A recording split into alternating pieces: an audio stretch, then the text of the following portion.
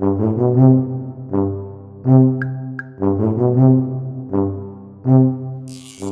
back to Talkin' Shit, where we are talking all sorts of shit. Schitt's Creek, that is. I'm Jess Sterling. Today, we are talking about Season 2, Episode 12, Lawn Signs. And of course, as always, I am joined by someone who cannot get through an episode of MasterChef Junior without crying. Stuart, how are you? I'm doing good. I did confirm that earlier when we did a kind of group watch on the Discord. I had already had it written down as my intro. The kids are just so earnest. They're like, I'm just trying to make a little souffle and it's not working. They start crying. And then Gordon Ramsay, of all people, is nice to them. It's like, how can your heart not melt? When meanwhile, he's calling like adults donkeys and all sorts for getting stuff idiot wrong. Sandwiches. Yeah. The thing is because children, to stay with me, are like dogs. Like, they're innocent. Like, you know what I mean? So you can't be mean to them. I get what you're saying, but I probably wouldn't recommend going around calling kids dogs. They haven't been tainted go down too well by the cruel, cruel world that we live in. Yeah. I mean, I get what you're saying as well, but kids are also far worse behaved than dogs. Dogs are so much more manageable than kids. Dogs are just more pure than children. Kids are mean sometimes. Yeah, kids are savage. They have no filter. Like, you ask them an opinion, they'll give you it. This is true. Dogs, meanwhile, will just be like, are you the food provider? Mm-hmm. I will give you love if you are the food provider. Straight up, one of our nieces said to my husband, to Will, where's Aunt Jess? I want her to visit. You don't have to, but she should come visit. Do you bribe them though with love? Like, do you bribe them with presents? We did bring them presents last time we saw them, but I wouldn't say we bribed them. We live so far away that we don't see them routinely enough to like bribe them. But I think it's because we're the only aunt and uncle that are yet to have kids. That's not a sentence. That have yet. What's the how am I yet to have? What? Yeah, I think that works. Is that a thing? Okay, either way. Don't date yourself, Jess. Yeah. We don't have kids, and I think all their other aunts and uncles do. So when we see them, our sole focus is on them. Versus, you know, so we're. You're not bringing competition. Yeah. No, exactly. Anyway, let's talk about lawn signs, Stuart. The campaign seems to have come to an end this episode, with Moira being the victor. I didn't see it happening this way. I thought we would. I feel denied. Why are we not getting an election? Yeah. Yeah. I mean, I'm conditioned. I've been watching The West Wing. I need an election. Maybe it can be resolved off camera, but I need some allusion to it. This is a backhand deal. This is dirty politics. This is everything that Jocelyn doesn't want. Yeah, very dirty politics. All right, let's do a quick recap, and then we will properly dive into this episode. We have a campaign sign thief in Schitt's Creek, or do we? Moira makes a big stink about the very few campaign signs that she has going missing, very obviously blaming Jocelyn and Roland for their disappearance. Stevie, in the only scene Stevie is in this episode, finds Moira's signs poking through Moira's garbage bag, meaning she's the one who stole her own signs to cause a stir because of her minimal resources. I know, shocking. Jocelyn feels so guilty about the missing signs and her abundance of signs that she has her students make Moira some new ones. In fact, Jocelyn feels so overwhelmed with the campaign. She said the word effing, Stuart, the word effing. Can you fucking believe it?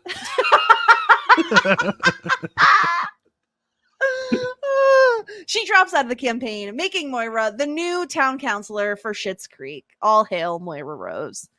Meanwhile, thanks to David's spending and some personal financial problems, Wendy is closing the Blouse Barn. Turns out an Australian company wants the name Blouse Barn, and they are willing to pay $10,000 for it. Through some incredible negotiating and a strong fashion pony from Alexis, the Roses squeeze the lawyer for more money. Wendy is so appreciative that she gives David $40,000 and tells him to do something interesting with it, as he always does. While the Roses want to take a lavish vacation, David wisely says they should save the money and just treat themselves to a manicure. With the exception of Johnny, he's not invited. And that's our episode. Completely understandable. Johnny, stay at home. You're not invited. You don't appreciate it like the rest of us, you know? Mm-hmm.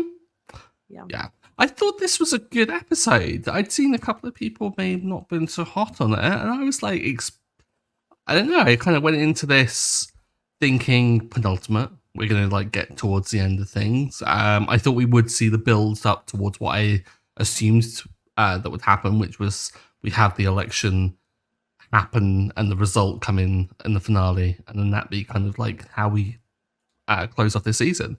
So to have it end the way it did fell a little flat. But in terms of the actual episode itself, I liked the whole negotiation stuff. I thought that was actually really good. It was nice to see the Roses get a win. Well, I say the Roses, David get a win. Yeah. And yeah, I kind of came out of this uplifted. I mean, did you feel the same? Yeah, I really like this episode. I've said this before, I'm not the biggest fan of the campaign as a season-long story arc. It's just not my favorite. I don't quite know. I don't know if I could quite put my finger on why. I guess it just feels like you said, it kind of goes out with a little bit of a fizzle where Jocelyn just backs out and Moira wins. I feel like it's kind of like a wah-wah ending to it. And I don't know, maybe I wanted them to go like a little bit further like than they did in terms of like dirty politics. So that side of the episode it's fine, it's not great, it's not bad, but I absolutely adore the negotiation storyline. I think this is it. First of all, it's a win for David. It shows off that he is more than just, you know, a fashion icon. He has some smarts. He's able to figure out, based on research that he does, based on how the lawyer is dressed, that there's more money here than they're letting on. And I love that he figures that out. I love Alexis's part in all of this. I love that Wendy has grown to appreciate David and is really like, she doesn't have to give him anywhere near the amount of money. She doesn't have to give him any money. And she certainly doesn't have to give him $40,000. And I love that she does that. Like, it's really kind of her to do. And I think it's like a very, where we say the campaign kind of ends with a little bit of a dull thud. It feels like David working at the blouse barn ends with a fireworks show. Like, it's really, really, it's a fun ending to this storyline. Yeah, couldn't agree more on that kind of whole assessment of it. And I think as well, the thing that I kind of am not too down on the whole election thing for is because it doesn't totally assassinate Jocelyn's character. Like, she's still the Jocelyn that we loved before this all happened.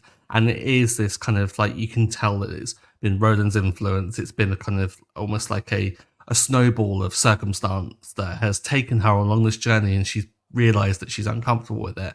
And she is just a sweetheart, like, underneath everything. Yeah, she can get a little catty when it like calls for She called a driver an effing moron, Stuart. But she's losing herself. She would never do that.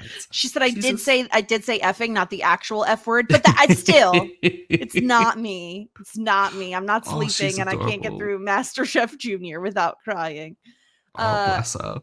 Yeah, that is a really like good part of the campaign, is that Jocelyn is still Jocelyn and Roland is still Roland. You know what I mean? He used his mayoral, kind of, reputation, influence to get more signs out there. Like, they had a lot of signs.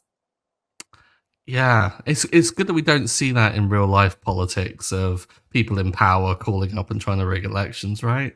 Truly, it's right. Like, too soon. I feel like I cover, as we all know, I cover Buffy and Felicity over on Shit 90 Shows Taught Me, and there's a campaign on Felicity as well, and I'm just like, it's hitting a little too close to home right now, Stuart. Like, we're in a pivotal place in American politics right now. It's a pivotal election year, and it's a little scary. And so I don't need to like have my outlet of watching fun, great TV also include so many campaigns.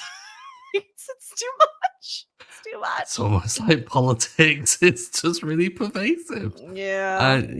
I don't know. I get wrapped up in it all. And also as a third party to American politics, it certainly affects me. I mean, like, I think the US election affects everyone. So I feel that kind of sentiment, but also I'm a little bit taken away from it. So it is kind you're of like a bit watching of a from clown afar. show. Yeah, I'm like, it'll affect me, but like, it's still quite amusing. To an extent. But yeah, the politicking side of it is, I think it has redeemable features, but yeah, the absolute thing that brings this episode through, that that elevates it, is this whole negotiation. And I was grinning from ear to ear the entire time because it involved Wendy and her kind of strange side backstory thing that's going on, and kind of that lore, and also, yeah, like you said, it just builds on David as growing as a character in terms of like his worth almost to the Roses, in that he is one of their best assets. Like, he's really smart in specific fields of knowledge, and I don't think that is really valued enough, because it is fashion or like art or whatever like that. It's like, it's still valuable to some people and can be, if it's quite vapid, yeah, okay, it's not going to be valued that much, but in certain applications, it absolutely is valuable, as we've seen. $40,000 worth. Yeah, and that's just a portion, right? So, like, let's make some guesses. What do we think that Wendy actually was able to squeeze out of the Australian blouse barn if she's giving David $40,000 of that share? Because, well, this is the thing. Like, she was offered 10, and she was just going to take the lot. Like, David was getting sacked and wasn't getting anything. So it's got to eclipse that, and also eclipse it by at least 40. So I maybe she got 6 figures out of it. I was thinking like a minimum of 100K if she's giving David 40K, which is kind of more than he should get. Because let's face it, Stuart, obviously we know that Wendy has had other financial issues. Like, there's a reason she was looking for a brand redesigner anyway, is because the blouse barn wasn't exactly making buku bucks. But at the same time, David didn't exactly help, right? We get another mention of the leather ponchos and how she's so surprised any of them have sold. It seems like David just kind of made the death spiral happen a little quicker. He kind of like pushed it a little bit to move it forward a little bit quicker. And so, yeah, I think Wendy is just appreciative that she gets anything, let alone that much extra money that she wasn't expecting, all because David, I mean, we saw him. He had a laptop out. He's doing research on the Australian version of the blouse barn. He's assessing this lawyer, Lisa, and realizing like, oh, she's wearing really nice clothes, and like, she's going to be in big trouble if she doesn't settle this for us. So he does like an absolutely incredible job. And on top of that, the fact that he is the one of all the family members, you'd think this would be more of a Johnny thing, that says, maybe we should save this money. Like, maybe we shouldn't go on some lavish vacation because, I don't know, Alexis is kind of the only one with a paying job at the moment. I don't know. Do town councilors make money? I suppose they probably do. Some, I get the impression that unless it's like a full-time gig like Roland being mayor, maybe it's like a side hustle thing. Yeah, especially because Ronnie, Bob, all of them have other means of income. So it'd be surprising if it made that much money, but they certainly could use some money to put in the savings bank until at least half of them have full-time means of employment. But I also really love Alexis this episode, where she is like, David, you don't know. I have been interrogated and I am a perfect asset to you. I love, we bring back Angelica Bloomfield of Rose Bloomfield and Glickman. Kills me every single time. And her power pony, I love it so, so, so much. It's like you see her transform into another person, except no, you don't. She is still just Alexis with a power pony, but it does give her the confidence that she needs to drive through whatever it is that she's pushing. Someone was saying that we need to gather all of the Alexis backstories at some point and talk about them, because they are getting quite insane now. Like Maybe that's a bonus podcast of tier ranking Alexis's wild stories. Yeah. Although I don't know how you can tier rank them when they're all S tier, because I don't think we've had a bad one yet. Like every single one like has me cracking up. Like this one, like just the fact that it was like the South Korean police on New Year's, and then she had to like negotiate for a passport so that she'd get out of the country in time. I was like, what? Yeah. It's like, what is the Carmen San Diego BS going on here? Like, yeah. If Prince Harry trusted me with his life, I think you can too. It's like, Prince Harry? Wait, what? Wait, so Alexis is to blame? Yeah, it's so funny. Were you picked up by the South Korean police on New Year's? I love her slamming down her hands. Did you or did you not have a subscription to Cosmo Girl when you were 16 years old, David? And then she tells him to breathe out when he lies because it calms you down. Just again, like how she has all these little points of knowledge. Mm-hmm. It's it's such a funny character trait that I don't know that I've really seen done on television very much. That we're learning so much about a character's history by these one-off lines that sound insane, like out of context. But yeah, I love her in the meeting as well. The objection sustained. It's just like she just says the whatever she misuse of legalese is brilliant. I don't think it'll ever not be funny to me. Like when David goes to stand up at the end and it's like, we have a meeting to get to, and then Wendy's like, no, we're at our own store, and he's like, I will await your reply. Like they're just playing dress up. Like they're just kids messing around in an adult literally world. right, but they're allowed to because the stakes are so low. Yeah, because they're more intimidating. They're like scarier. That tracks. Very much tracks. Alexis wears more flowy, like flowery, floral sort of bohemian clothes, and Moira is definitely wearing like, powerful, intimidating clothing. So that tracks. Yeah. Did you find the little Diamante lobster brooch to be very intimidating that she was wearing? I did. Brooches are very intimidating.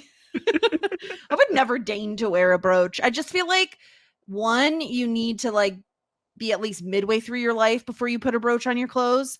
And also just what is the right occasion that you're, to wear a brooch to? I don't think I've ever been to an occasion where a brooch would be required. I feel like jewelry is typically an adornment of a certain feature. So like ears, rings for fingers and stuff like that.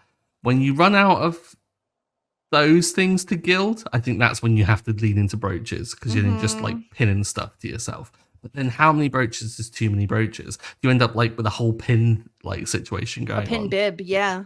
Yeah, bad look. Also, can we talk about the fact that Wendy went with Blouse Barn and she said, I was gonna go with Blouse House, but so much better. It's so much, it rhymes. So much better. Imagine like just being like, I got this at the Blouse House. I'd be like, where is that? I want to go. Yes.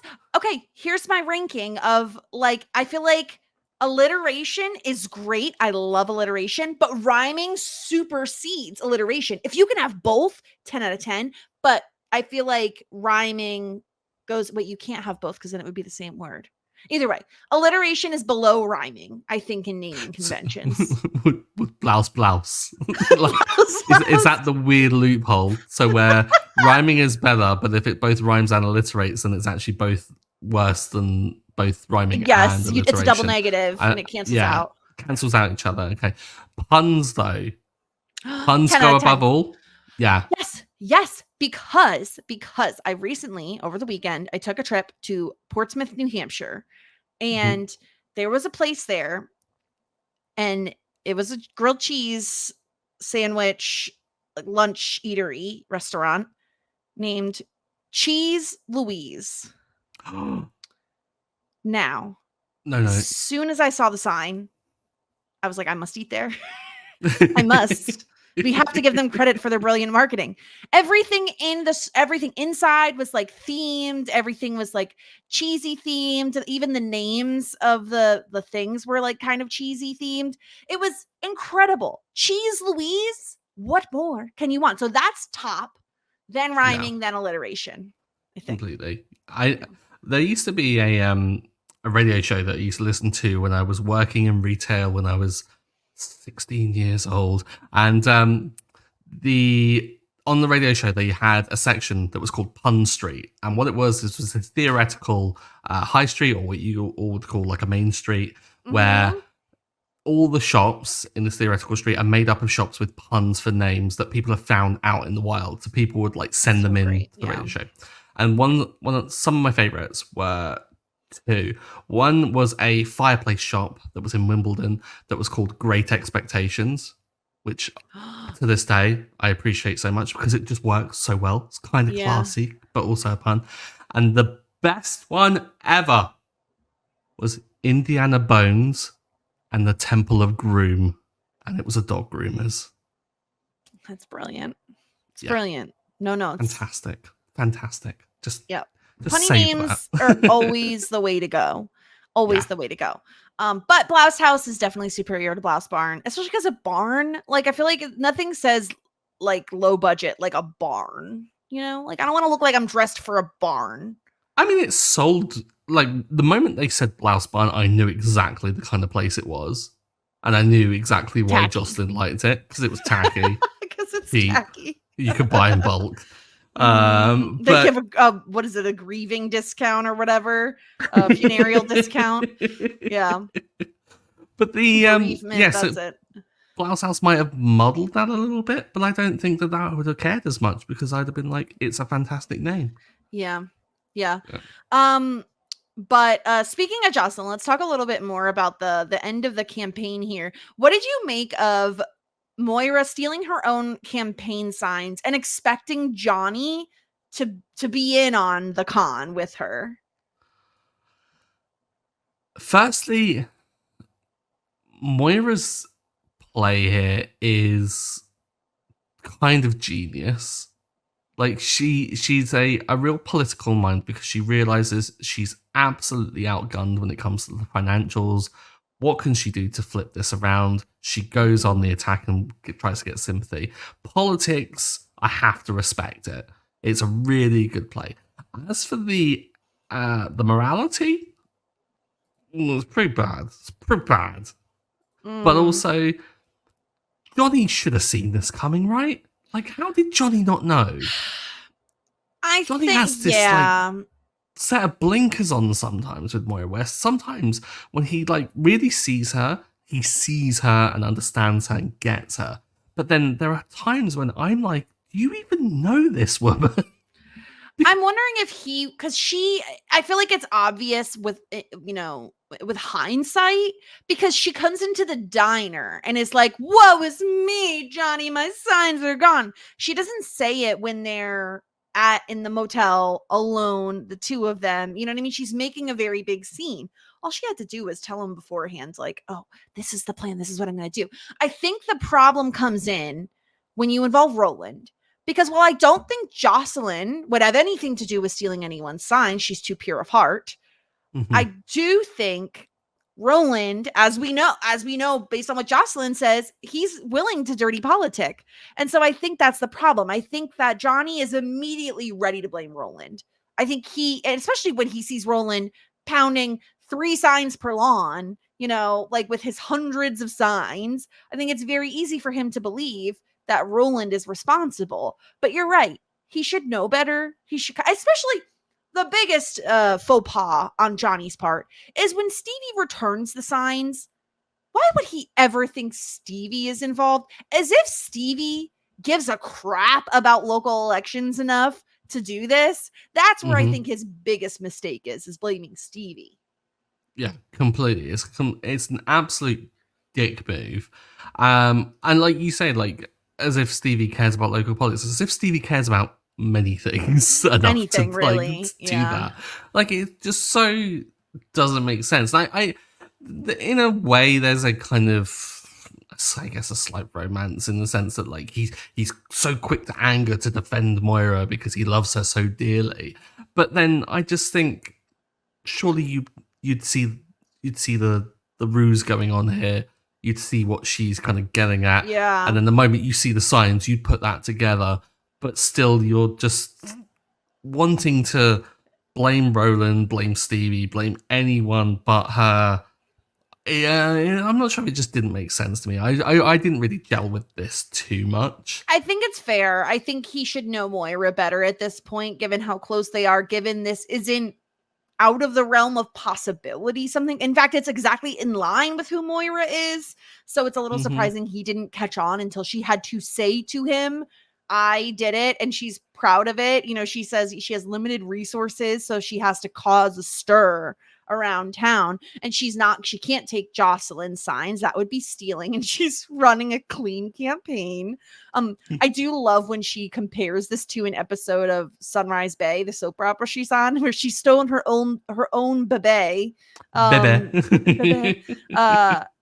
It's so funny. She says she's building mystery and voters will draw their own conclusions. And she gets away with it too, Stuart, because when she sees Jocelyn at like a Jazzagals concert, it sounds like Moira is about to confess to hiding her own signs, but before she's able to, Jocelyn presents her with signs that her classroom made for her, which is so sweet, and they're very colorful and obviously not as like posh as Moira's black and white signs. And Jocelyn admits that no, it was Roland who used his mayoral power to get people to put more signs on their lawns, and she feels extremely guilty about this. She's such a sweetheart. And I've always been kind of like hot on Jocelyn because I think that she is just a lovely character that's kind of true to herself.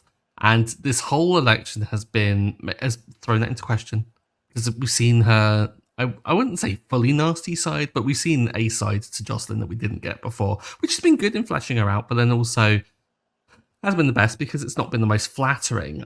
So to see her crumble, but to not only crumble, admit the whole thing with Roland using his mayoral powers and stuff, but to do it in a way where she gets her kids to make her signs was so sweet. It's like very it was just sweet. the most adorable thing ever, and it was like such a lovely gesture. And for someone to feel that, despite the fact that Moira quite clearly alluded with her around that it was perhaps her doing it, to still go away and help her just speaks to like how Jocelyn can be just very lovely. But the mayoral power, like abuse of power, Roland, that's very naughty. Not very good. And I love that when, you know, Moira gets maybe like 5 minutes of excitement knowing that she's won the election before she has to think about the fact that for 4 years she's going to have to work with Roland every single day. And I really enjoyed this revelation coming to her as the Jazzagals are singing It's Raining Men. It's perfect. The absurdity of it is just fantastic. I love it so much. I love a Jazzagal scene. They're really fun. Oh yeah.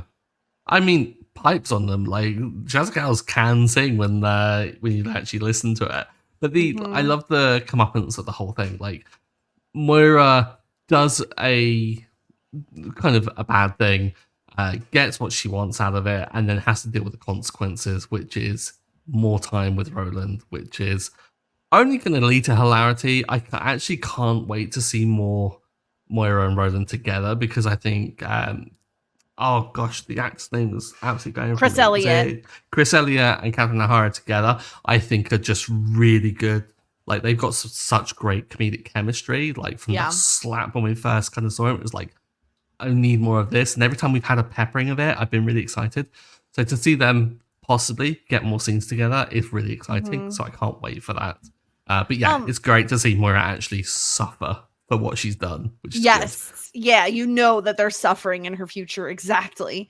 So as a quick aside before we jump into the feedback, I saw Eugene Levy. He appeared on a television show I won't name just in case anybody isn't spoiled on his appearance on it.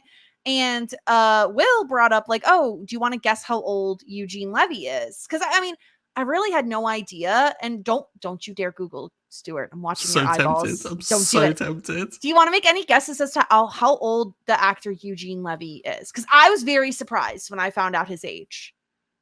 Okay. I'm going to try and math this out a little bit. Math it out. So, sorry, maths it out. Um, so Dan Levy, Yeah. his son, plays someone in their early 30s in Schitt's Creek that aired in 2019. Okay. So that would put Dan Levy about kind of early 40s at this point. So maybe, just rule of thumb, add on 20, maybe it's like and a half. Okay. So that would put him at 65, 70-ish. Okay. Have I totally nailed it? He is 77 years old. No way. He looks incredible. Yeah. That's outrageous. That's what I said. I was like, this man, like, he's in great shape. I feel like I think the secret sauce is his eyebrows. I really do. I was gonna say the same thing. I think it's his eyebrows. They bring youth to him. Do you think what his body has done, has he, like through his youth, he's grown these resplendent eyebrows, and all of that youth has just settled within them, and now it's like, I'm going to draw from that power in older age. Maybe that's going to keep me going. Because, I mean, dude looks fantastic for 77. 77. Looks better than I do, and I'm in. Oh, I'm not going to say how old I am, but yeah, I'm not even going to say the decade. Not even going to say it. But along those same lines, any guesses on how old Catherine O'Hara is? Okay. Well, they came up on the comedy scene around the same times. I mean, I wouldn't want to say the same, but I'm going to guess around the same. How old is she? 65 to 7, or are you going to say 77? Yeah, 65, 70. She's exactly 70 years old. What? Yeah. I mean, she looks incredible too. Like, yeah. And the thing I was saying, and this is no, like, people should do whatever they want with their own bodies, right? Like, that is your choice to make those decisions. Whatever makes you happy, do it. But it's kind of incredible that they both appear to have aged in the way that it would be normal that humans do. You know, you occasionally get a wrinkle or two, your hair grays, etc. But they don't look fake old. You know what I mean? Like, they still have expressive faces and a couple of lines on their face. You know what I mean? Like, they've aged so gracefully. It was just astounding, and I had to bring it up on the podcast because I was like, what? How is he 77? That's wild. Yeah. But yeah, aging gracefully is something to be admired. I think in Hollywood especially, like, you see so much of people in shows that feel like the pressures of everything to like change themselves to do everything, and then in later life you get filler face. They can't move it. It's awful. It's and sad. For like in some situations, it can be kind of amusing, like Joan Rivers when she like would make jokes at herself about the whole situation. Yeah. But it's lovely to see people just embrace themselves and just say, I am getting old and I'm going to look like I'm getting old. But of course, when they embrace it, like these two clearly have, and have also, well, I mean, I think it's a testament to embracing it because they look fantastic. So it looks normal. I think it's because they've done so much comedy work as well. Because laugh lines, even if you get laugh line, it's like, but you just look like you've had a happy life. You know? Yeah, exactly. Talking of seeing people in other things, Catherine O'Hara, obviously, I'm very excited because she is going to be in the next season of The Last of Us, and I'm a huge Last of Us fan. Yes. But she was doing some promo for the new Beetlejuice film at the moment, and there was an interview where apparently she spent a whole day filming a scene with Pedro Pascal, and then randomly just called him Charles for some reason. And apparently he just sends her messages signing off from Charles with like love Charles and stuff. And it just makes me laugh. That just weird tidbit. She mentioned it and I was just cackling listening.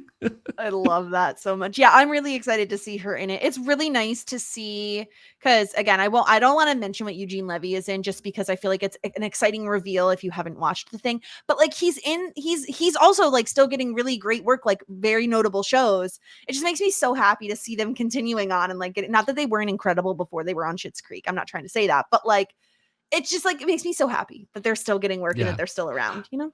Yeah, because they were always on the fringes of like I think they were household names, like what with their appearances and things like American Pie and Home Alone and like Beetlejuice and things like that. But they weren't ever like leading characters in anything other than kind of like niche films that like Best in Show and stuff like that they've done themselves. So it's lovely to see them get so many opportunities off the back of this, and I think choose really kind of like wisely. Like Eugene Levy's got that travel show with Apple, which is I think one of the best gigs when you reach a certain age in TV and like kind of film it. You go, yeah, I'll do a travel show. A company's going to pay me to travel the world and see the best sights, and it's going to be documented by some really talented crew, and I'm going to have the memories of a lifetime that I could get to watch back on. Like, it's just, if there's a reason to get famous, it's that. Definitely, yes. Okay, let's talk feedback here, because we did get some feedback. First, let's start with last week's podcast, because I can't tell you how many times I've seen this show, and yet I didn't know that. I didn't notice this thing. You didn't notice this thing. It took 2 comments on YouTube from Susan Toozing 4404 and Liz Whipper 6604. Oh, look at that. You guys both like 04 at the end. Both of them said, you do realize that the apartment where that last episode David and Alexis were looking at is where Bob's brother Carl hung himself from the ceiling fan, right? And I said, nope, didn't realize that. Unbelievable. And Liz caught it on her first watch, and I'm just like, how did you, first of all, how'd you catch that? Second of all, I mean, again, multiple times I've seen these episodes, many times, never would have known, Stuart, never. I think my excuse will be that I'm watching it in such a kind of like week to week basis. Like, I'm getting a real big break from it and stuff. So maybe on a binge, I could totally see how you'd catch this, because it is just that detail that comes from like Carl's funeral, and which is, was it this season? It was early this season. I can't even remember. Or was it late last season? Carl's funeral? Yeah. Carl's funeral was season 1. Jeez. So that's like retaining information over 2 seasons, and it's really throwaway information as well. Yeah, we covered Carl's funeral back in May. So you would have had to. That's my excuse. Yeah, that's I don't have an excuse besides I'm dumb and I just didn't notice. So that's a really great spot, and I love that they have thrown in that kind of like little detail for those people that are watching. Yeah. Like, we've been talking about how kind of the writing is at times unnecessary in kind of its quality, because it really, a sitcom isn't usually afforded this kind of quality of writing, but to like for a writer to have the thought and just like, yeah, we'll add in that detail and that'll be the reason why and stuff, it just fleshes out the world so much better, and it's really deeply dark but hilarious at the same time. Exactly. We also heard from Jared, who says, this is not one of my favorites. I'm happy that we're finally getting a conclusion to the campaign arc and David's growth, but other than a few good lawyer jokes, I don't find that this is that funny. And as for the plot, ... because Jared had some spoilery thoughts that you cannot hear and or see, Stuart. So, sorry. Soon spoilers or late game spoilers? Very soon. Very soon. Okay. Spoilers. Yeah. Hopefully we'll approach them soon.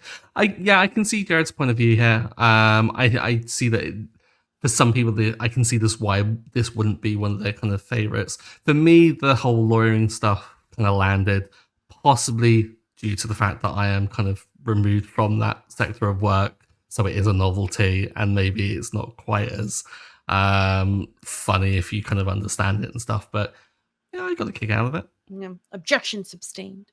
Exactly.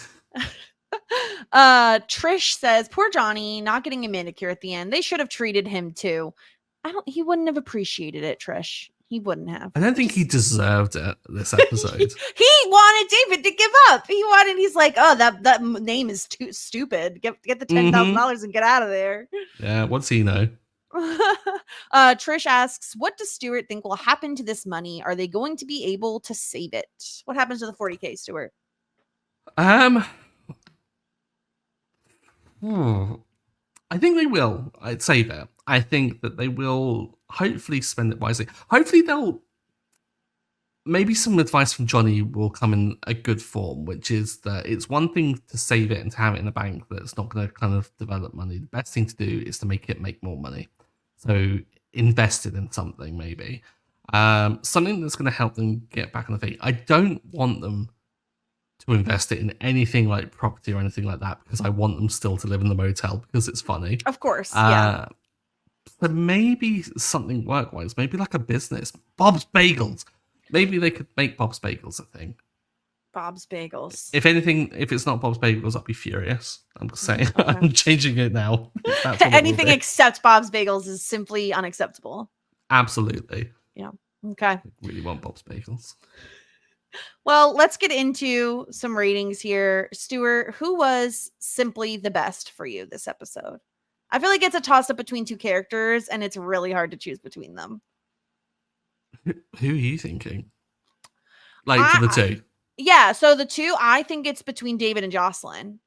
I feel like, David securing 40 grand and like negotiating such a good deal is incredible. Going with his gut, not listening to his dad, sort of like carving his own path. All of those things are really incredible.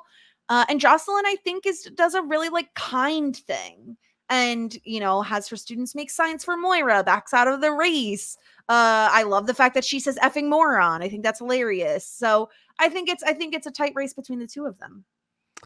Exactly my problem, and I'm glad that you're saying the same, because I'm hoping we might be able to do some dirty politicking of our own here, Jess. Ooh. Because I feel like a certain character needs to pick me up. I feel like a certain character needs to certainly not be as low as they are when it comes to our season 2 review, because I will be very devastated if they do end up with this. But I think I've got to honor what I've been doing a lot, which is not only talking about who kind of does really nice things in the moment and stuff like that. I think we've got to talk about growth. And Jocelyn returning to base level, for me, isn't necessarily growth. I think David, though, is exhibiting what he should be exhibiting, which is learning from his family's mistakes, with their extravagance, with their kind of mismanagement of wealth. And also, I think, yes, okay, he did the whole thing with the lawyer for his own benefit because he kind of wanted to keep his job, but I don't think he did it through the hopes of getting money out of it, which I thought was a very good thing. And he was trying to get Wendy the best deal. So I'm saying David. You're right. It is a very noble thing that he does, because it's not even about him getting the money. It's more about saving Wendy and saving the business. And like, as an added benefit, possibly like he thinks they're going to keep the store and just rebrand it. That's what he thinks is going to happen at the end. So obviously there's a little bit of self-interest there where he would keep a job, but I agree with you. I think it's a very noble thing that David does. I am going to give my point to Jocelyn, because if I'm going to take away a point from her earlier in the season for dirty politicking, as I still think and I still maintain she possibly did, I'm going to give her a point for doing something so kind and generous. Like, she didn't need to have her students make those signs, like she could have just said, sorry, Moira, like, and taken away some of her own signs to kind of even things out. She'd went above and beyond. And I really love that about Jocelyn. I think that is one of her best character traits, is just how kind she is. And so I'm going to reward her. I'm going to give her a point. I think you covered the David stuff very well. And I totally agree with you. David 100% deserves to be simply the best. But I'll give Jocelyn a point as well. I think she's earned it. Okay. See, I thought when I was saying about the whole dirty politicking of our own, I thought we might be able to negotiate like a half point for Jocelyn or something. But if you give her the full I'm point, give her the full I'm happy. point. I'm happy with that. Yeah. Oh, amazing. Disgruntled Pelican, I think, is a little bit tougher. I don't think it's that tough. I think it's a little tougher. I think there's not like, Johnny gives some terrible advice, but I don't think I want to condemn him for the advice he gives to David. I feel like he doesn't necessarily know the entire story. I feel like he's like 10 grand is great. Like, I think you should settle for 10 grand. I think the person who truly does some heinous stuff this episode is Moira. Like, I like, stealing your own signs is really bad, even in the interest of causing a ruckus and stirring up shit. I just think it's not great. And I think maybe she doesn't get this disgruntled Pelican point if she confesses to Jocelyn, but she doesn't. She just lets Jocelyn feel all that guilt and does nothing with it. And so I have to do this because truly, if there was anyone else to give it to, I would. I don't think, I guess Roland does some bad stuff too, but I feel like Moira does something worse. Like, she makes Jocelyn feel bad. And I feel like that's worse than what Roland does. So I'm going to give my disgruntled Pelican point to Moira. That's really interesting, because when you said it was like between two, Moira's name didn't even come up for me when I thought about this. But hearing you say that, it should have. But I think it should have been between three. Maybe an argument for four. which I think Oh, would be the higher wow. stakes. Because I would throw in Lisa from the Blouse Barn, Australia, Sure. because lawyers, like bad We hate lawyers. lawyers. Well, I mean, Just kidding. lawyers of a certain Nick. kind. Objection sustained. Just imagine all the reviews. Yeah. The one that I was going to throw in that I don't you hadn't mentioned was Roland, Mm-hmm. and I've been on his back on this before, interfering in the political process. Like, this is not allowable or acceptable. However, I see you typing it in, Jess. Get it I was off. getting ready. Okay, I'll take it away. Because it's kind of Johnny. Because Johnny blames Stevie. Yeah, it's bad. Terrible advice. Like, really bad advice. So much so that I kind of think that Johnny is not a great businessman in any way, shape, or form. I mean, we've seen that by the fact that he wasn't even looking at their kind of financial situation at all in terms of their like taxes and stuff like that, and trusted the wrong people. But he made some business decisions based on how they looked on a golf shirt. Like, the fact that he went after Rosie's video, it's not even the same name. You can't do that. Mm-hmm. There is a Rosie out there, and she's pissed. Exactly. Pour out for Rosie. And then blaming Stevie, and also there he is. David comes to him, asks for advice, and explains the whole situation. And Johnny is like, "Oh, you lost your job and stuff? Okay, well, after you've done that and stuff, we'll do you a resume to get you another job." He's trying to get David a third job in this town, while he has had how many jobs? 0. Where's Bob's bagels, Johnny? We're waiting. Exactly. Deliver the bagels, and I will be nicer to you, Johnny. Yeah, that's all I'm saying. I mean, you know what? I totally agree with you. You've made some great points. Johnny has deserved this disgruntled pelican point. Yeah, we're often too harsh on him, but I feel like this is this time it's deserved. Yeah. Okay, we do have a wig to discuss this episode. A brand new wig from Moira. It is brown. It is curly. It is like very full of life, I would say, Stuart. And let me just say, Moira is also wearing what appear to be 2 different brooches. And also in this same image.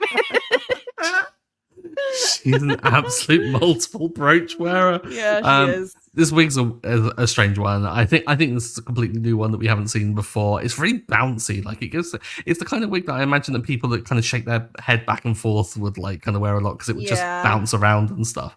I don't know why she wore this. Like, it didn't seem to match anything that they were doing. Like, it wasn't quite jazzagally. It wasn't quite politicky. I'm not sure if she just kind of looked and went, 2 worlds mixed into one wig. This is it.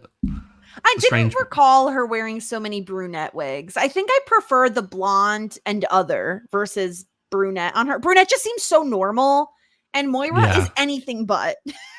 You know, well, she's a woman of the people. She's a politician that people can relate to, right? Yeah. She's a woman of the people. She's a brunette, but she also wears 2 brooches because she is above everyone else. Obviously, yes.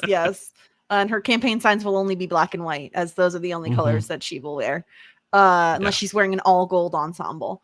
Yeah, it's fine. I don't think it's one of her better wigs, I would say. No. So that's the Wig Watch, which means we now must tier rank the episode, Stuart. I'm going to pull up the tier ranking. Okay, here it is. We're tier ranking. As always, we have Hot Shit, Full Bouquet, Love That Journey for Me, Ew David, and Shit Out of Luck. Stuart, Gut Instinct, where does lawn signs belong? Love That Journey for me, I think. For me, is where I kind of instinctively want to put it. I think that it's a perfectly good episode. Not a great episode. But again, we're working on this kind of like tier ranking that kind of Love That Journey for me is the base level almost, and anything above is great. Anything below is kind of like below average, but not bad. So yeah, I kind of want to say Love That Journey for me. How about you? I feel similarly. I'm just not sure exactly where I want to put it. I'm just like double checking the candidate. Obviously, I know the one plot line, but I want to see. You've seen Okay, that so this is screenshot and when. it's tainted it again. Yes, exactly. So this is when it's like Moira and Johnny don't tell each other that they're each thinking of running. Alexis has moved back to the motel, and she like really wants to hang out with people. She doesn't know how to be alone. And then David and Stevie obviously go to the bar in this scene. I think I would maybe put this one above Motel Guest and below Jazzagals. I feel like, because I really, really enjoy the one storyline, and I'm pretty meh on the other storyline. And there's only 2 this time. I think that's perfectly understandable. I think Motel Guests had some kind of like clunky moments in a way, but I thought was still quite funny in times. I think this one had the heart and also had some really good, like, funny moments. What with the negotiation, I think this had some plot, and I always appreciate that. And also, yeah, I think that would be a good place to put it. I've got no arguments there. Let's put it in Love That Journey for me. Love that journey for me. It always cracks me up. Also, I'm really upset because I forgot when you gave David his Simply the Best point. I was gonna play this clip. Yay, David! Yay! Yay, David! Yay! Oh no, we're just gonna end up into being like one of those shock jock radio shows and just see, I would make I would make a Parks and Rec reference, but you wouldn't get it. So Whoosh. That's fine. Anyway, next week's episode is titled Happy Anniversary. Anniversary. Another party, maybe. Another end of season party. Anniversary is it? I mean, the assumption would be Johnny and Moira. Could be Roland and Jocelyn. Okay. Could be interesting. What else could it be? Could it be like the town's anniversary of its founding, maybe? Has it been a year since they've been there, maybe? Is it that anniversary? Probably. I mean, the timeline's a bit wacky. It's all over the place. Yeah. I don't know. I'm intrigued. But I expect some sort of form of celebration. Yep. And for there to be a nice, sweet moment, and also something's going to go wrong. Well, we'll be celebrating because we won't be alone. We'll be joined by the amazing Grace Leader, making her inaugural debut on Talkin' Shit. That'll be really exciting. Just to put it into perspective, Stuart, Grace claimed this episode before, when we were still talking about the podcast being a thing, I think. That is how much she enjoys this episode. So I'm really excited for next week. I've already seen the episode a few times, well, beyond my normal amount of times, because once I finished Lawn Signs for this week, I was like, well, I might as well just finish the season. I'm already here. So it's next week's our finale episode of season 2. Forward to it. And I'm really excited because season 3 is stellar. I feel like the increase in quality from seasons 2 to 3 is more drastic than 1 to 2. Ooh. So I'm really excited because I'm looking at the titles and I'm already like super jazzagalled up to cover season 3. So that'll be coming soon. Jazzagalled up. Yay, David! Yay! That's me when I talk about getting ready for season 3. Oh dear. Yay, David. So that'll be next week. We will finish up season 3, and then of course, as always, we'll do our season wrap up before diving into season 3. But I think that's all we have, Stuart. You can find us at Talkin' Shit everywhere. Make sure to subscribe to us on YouTube. You can see our tier ranking. You can see Moira's ridiculous wigs. And yeah, if you want to send us some feedback, podcast@talkinshit is our email address. You could tag us on social media at Talkin' Shit. And I think that's about everything. So until next time, warmest regards. And best wishes.